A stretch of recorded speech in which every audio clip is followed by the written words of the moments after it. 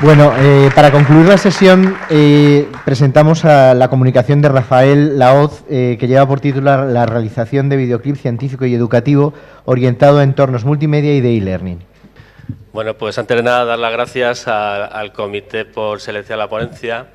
Bien, yo trabajo en la Facultad de Biológicas, en el Departamento de Matemática Aplicada, y lo que no voy a hablar es del tipo de proyectos educativos que hemos hecho, que andan dentro más o menos de la línea de lo que aquí se habla. Nuestro problema es explicar matemáticas a biólogos. Yo soy biólogo, ya no sé ni matemáticas ni tampoco biología, y estamos siempre dando vueltas a cómo explicar estas asignaturas antipáticas a los futuros muchachos, ¿no?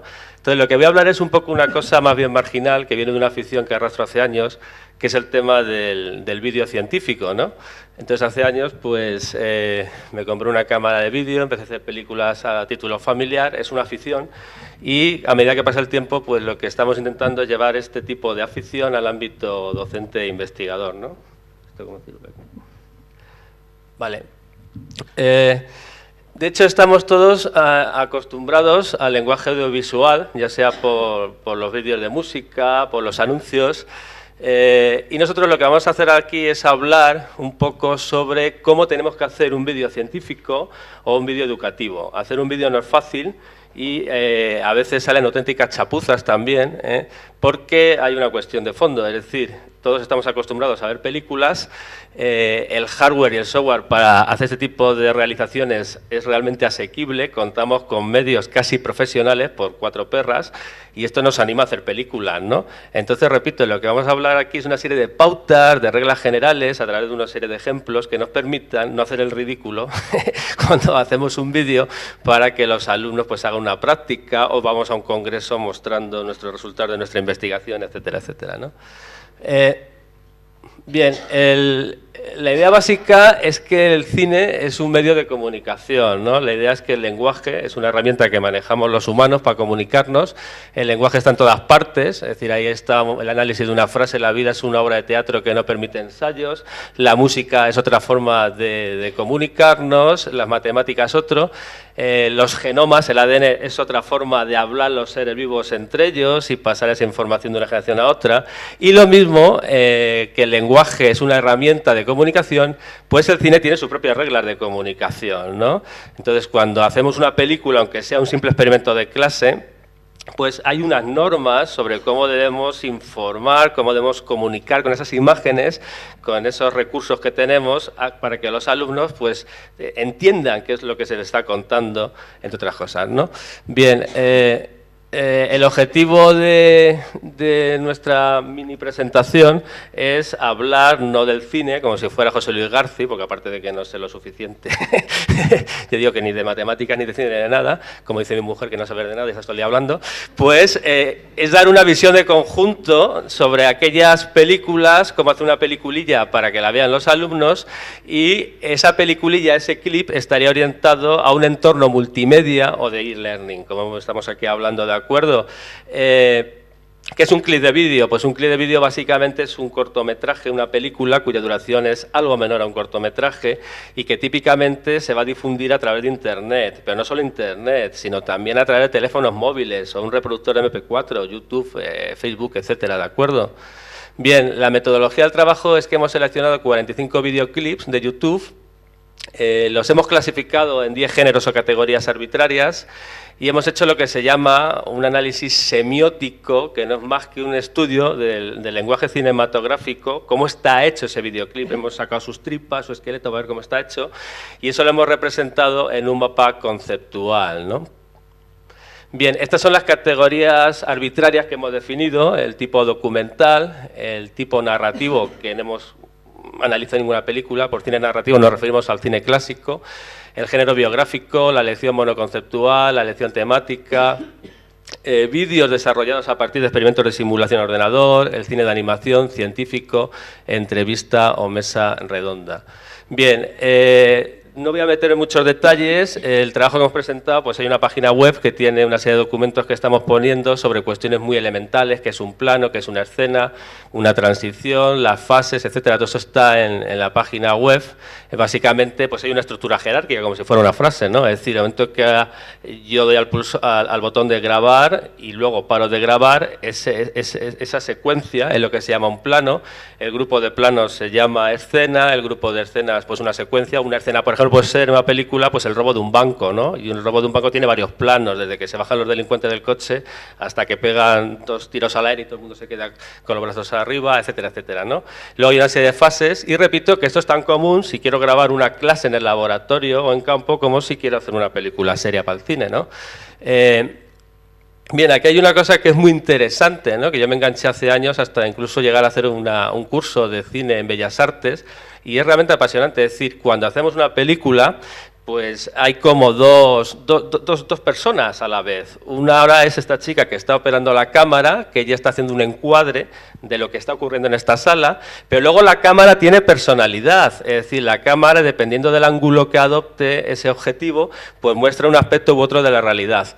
Y esto es lo que a José Luis Garce le gusta tanto en aquel programa Qué grande es el Valium, que ponían por las noches, y que me quedaba a ver, y realmente fue una de las cosas como biólogo que me enganchó de este tipo de herramientas, ¿no? Que es la teoría del plano secuencia, es decir, esta chica que está operando a la cámara elige una parte de la realidad, esa parte de la realidad la encuadra, y según el tipo de plano, la tipología de plano, ya está poniendo su punto de vista sobre la realidad.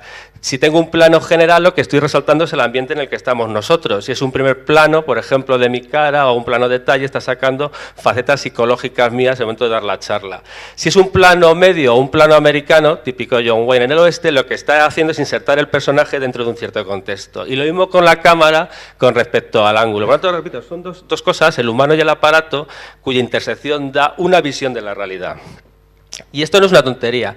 Bien, luego está lo que se llama la teoría de Pudovkin, que a mí me parece muy interesante, que es algo así como decir que no solo es importante la grabación, lo que se está haciendo en esta sala, sino luego lo que es el montaje y la edición, lo que está haciendo la compañera de la realizadora, de la operadora allá al fondo. Ellos tienen un ordenador con un software, que ahora mismo es muy asequible, y con este software es donde nosotros escribimos la película. Ellos van a quitar planos, añadir efectos especiales, hacer un montaje, una edición de ese material grueso, y ahí ellos van a poner su punto de vista, ¿de acuerdo? Entonces es muy curioso porque según lo que ellos hagan en el ordenador, el resultado que tenemos aquí al ver la película, las sensaciones como público van a ser unas u otras, ¿vale?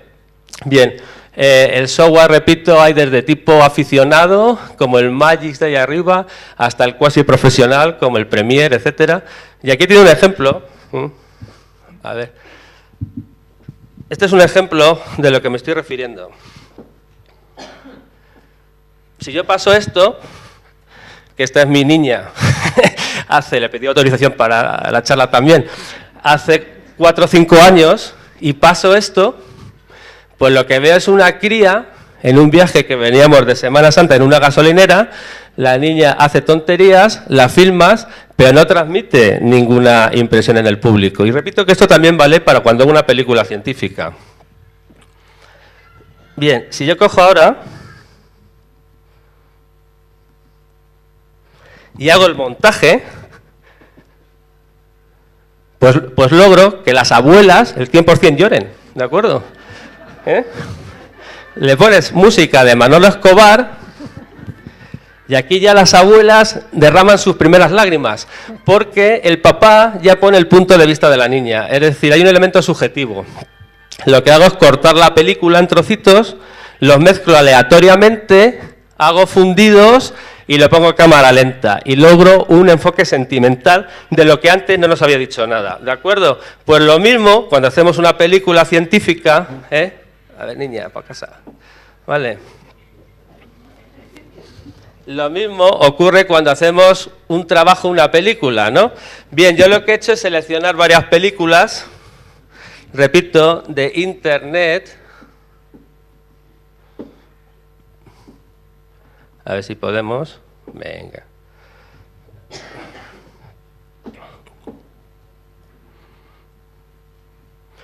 Bien, tenemos pues desde las clásicas disecciones, ¿Eh?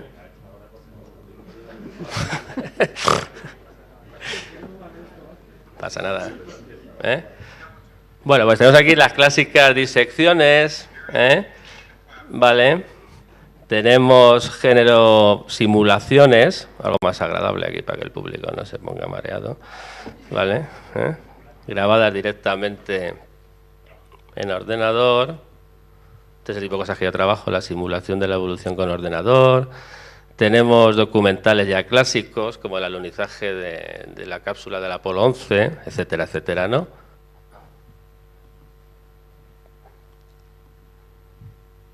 Sin gafas, obviamente, no veo nada. Vale. Bueno, vamos a hacer por aquí. Venga. Bien, nosotros lo que hacemos, pues simplemente es el análisis de estas películas, que elegimos, pues unas son biografías, la de Ramón y Cajal, otras son biografía de Madame Curie, experimentos de laboratorio con alumnos, etcétera, etcétera. Y llegamos a las siguientes conclusiones. Vamos a quitar esto que siempre sale. Bien, pues cuando hagamos un documental, la técnica de grabación básicamente es la habitual de los cortometrajes, abundan los planos generales para describir el ambiente donde tiene lugar esa situación, por ejemplo el viaje a la Luna del Apolo 11, y abundan los primeros planos, o primerísimos planos para decir la cara, parte de la cara, para mostrar la emoción, en este caso de los astronautas, ¿no? También se utilizan planos medios y el plano americano, que son los que cogen por la mitad, para situar al personaje dentro de la historia. También algunas de estas técnicas de vídeo documental utilizan, por ejemplo, hay uno del descubrimiento de la penicilina, pues técnica de animación con ordenador y morphing. Esto generalmente se va a hacer para explicar el fundamento del trabajo, ¿no? Y luego también a veces se utilizan fotos fijas, ¿no? Por ejemplo, hay una película que describe el descubrimiento de la estructura del ADN de Watson y Crick y básicamente son fotos fijas todo, ¿no? Bien, esta es la estructura con mapas conceptuales. El género biográfico es uno de los que más abundan en Internet, pues hay muchas películas sobre Ramón y Cajal, el ADN, o reivindicando el papel de Rosalind Franklin en el descubrimiento del ADN, etcétera, etcétera. Y todo esto se hace básicamente a base de fotos fijas. Entro en Google, me pirateo todas las fotografías que hay allí y con cualquier programa de estos pues se pueden ir poniendo una tras otra de modo secuencial, intercalando música, texto, etcétera, ¿no? Hay incluso una muy curiosa que he cogido por ahí que encontré, que es una del año 43 sobre la vida de Madame Curie, que es una cursilada de película, pues son todos primeros planos de la actriz ahí llorando cuando descubre el radio, el marido lo mata a un carro, cosas de esas, tristísimo, es un melodrama todo, ¿no? Pero repito, eso no tiene nada que ver con lo que estamos hablando. Vale. En la lección monoconceptual, que es lo que aquí más nos interesa, he visto a alguien por ahí que estaba hablando, creo que era la charla sobre hidráulica, introducían clips con los experimentos de laboratorio, y esto es muy delicado de rodar. Es decir, básicamente aquí el profesor no es relevante, es una especie de guía, incluso muchas veces basta con la voz en off, como en el caso de la disección del cadáver, ¿no? Lo importante del protagonista es el experimento, entonces hay que manejar muy bien la cámara, evitar vibraciones, utilizar un trípode y hacerlo con un poco de gracia, ¿no? Entonces el experimento realmente es el protagonista, no nosotros somos un mero conductor de lo que hoy ocurre, ¿vale? Entonces hay que alternar muy bien los planos en los cuales aparece el profesor o la profesora con los primeros planos o planos detalles con el experimento que está narrándose. Hay una serie de vídeos que también he recogido, todo eso está en la página web, que son ejemplos de programas comerciales en Estados Unidos donde en la televisión pues se hacen programas educativos con experimentos de química o de física o de lo que fuera, ¿no? Bien, aquí pues lo que quiero resaltar es esto, es decir, por un lado está el profesor, el vídeo de arriba es horroroso, es una señora, creo que es un vídeo alemán, que hace un experimento de clase, al alumno le tiembla la mano, y lo he elegido algunos como ejemplo de lo que no se debe hacer, porque es hacer el ridículo, ¿de acuerdo? Y además lo tienen colgado en YouTube para hacer más el ridículo. Y entonces la señora más con el mechero Bunsen, el mechero de gas, tiene una explosión en el laboratorio. Bueno, repito, es horroroso, ¿no? Y aquí abajo hay otro que sale el profesor en este programa Harvard Scientific, este creo que es norteamericano, que es un buen ejemplo de lo que se debe hacer para no hacer el ridículo espantoso, ¿no? Y a la izquierda, fijaros, pues hay que tener una buena cámara, primeros planos, detalle, etcétera, donde se muestra el experimento que es el protagonista. Las lecciones temáticas se refiere ya a una clase completa, no es una lección monoconceptual, no es un experimento de laboratorio, es el ejemplo de una disección completa o el caso de la disección completa de una rana, ¿no? Y aquí de nuevo, aquí el profesor es un mero conductor, ¿no? El protagonista es la rana o es el cadáver y salvo algún detalle que aparezca el profesor, repito, debemos centrarnos la imagen en el objeto, en este caso de la disección o de lo que estemos hablando. La simulación, pues son experimentos, que es lo que yo trabajo a nivel de investigación, que hacemos con el ordenador. En realidad no hay una estructura en plano secuencia, porque lo que hago es directamente grabar pues lo que ocurre en ese ordenador, que en algún programa tipo el Khan Studio es lo que se llama el screencast. Esto también se utiliza mucho, por ejemplo, para hacer vídeos de clases de matemáticas o de informática, donde el alumno maneja un software y entonces grabo toda la sesión de trabajo que hace en el ordenador. ¿Vale? Que aquí creo que también hemos oído hablar de esto, ¿no? Los experimentos de tipo animación, pues por ejemplo en Internet hay simulaciones sobre cómo funciona una célula, etcétera, pero también a ver de las simulaciones tenemos películas tipo dibujos animados, un rendering que se llama, donde vemos absolutamente todo lo que ocurre en el interior de una célula, ¿no? Y aquí tampoco hay una estructura en plano secuencia, y aquí a veces este tipo de películas se meten dentro de otras películas generales donde aparecen ya personas o laboratorios u otros escenarios con objeto de ilustrar, ¿no? Pues alguna parte sobre la hipótesis científica o alguna metodología. El cine científico, pues aquí nos referimos a más bien aquellos videoclips en los cuales un investigador se dirige en un congreso a una audiencia especializada o a nivel de divulgación. Actualmente ya los científicos hemos perdido la vergüenza a divulgar. Hasta hace poco la divulgación era de científicos fracasados. Hoy en día la gente escribe libros, hace programas de televisión, etcétera, y la divulgación está de moda, ¿no? Entonces el vídeo es muy interesante para explicar o divulgar esos resultados científicos, ¿de acuerdo? Hay una revista que encontré casualmente para preparar esta charla que se llama JOVE, el Journal of Visualized Experiments, que es un journal científico donde los científicos publican sus papers en vídeo. Se presenta un abstract, un resumen, y luego esto es un vídeo. Por supuesto no explota nada, ni pasa nada, y son publicaciones científicas, que es muy interesante. Y, no sé qué he hecho aquí. La entrevista, pues la entrevista típicamente es algo parecido a lo que estamos haciendo aquí. Hay una regla básica en el cine que es lo que se llama la regla del salto de eje, que simplemente, este ejemplo tomado de la película El graduado, ¿no? Entonces cuando la señora Robinson seduce al pobre Benjamin en la habitación y se desnuda delante de él, pues ocupa una posición A y Benjamin en contraplano estaría en la posición B.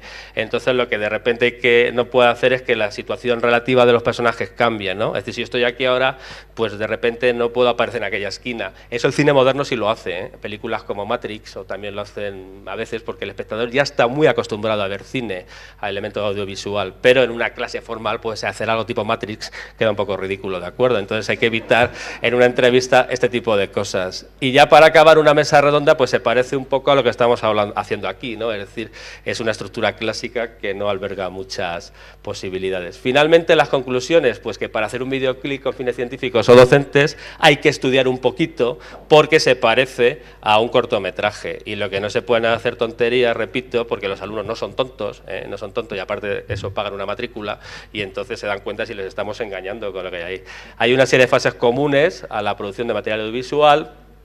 Y bueno, pues simplemente el análisis semiótico de estos diferentes géneros que hemos analizado aquí, pues la estructura de esas peliculitas pues depende de las necesidades narrativas. No es lo mismo hablar de una biografía de Santiago Ramón y Cajal e introducir elementos sentimentales o la vida de Madame Curie o, por ejemplo, pues cómo se descubre la estructura del ADN, etcétera, etcétera, que hacer una disección, que un experimento de química o de física, etcétera. Y también deciros que la ciencia no es fría, hay elementos pasionales. Aquí hay un vídeo que he encontrado, por ejemplo, que el tipo calcula en laboratorio cómo la aceleración de la gravedad es 9,8 metros por segundo y es apasionante verlo. En unos segundos te explica el principio de la fuerza de la gravedad y hay pasión por parte del científico, ¿de acuerdo? Entonces simplemente recordar que hay que leer un poquito, estudiar un poco y que no es una cosa que se improvise porque el resultado si no es una catástrofe. Muchas gracias.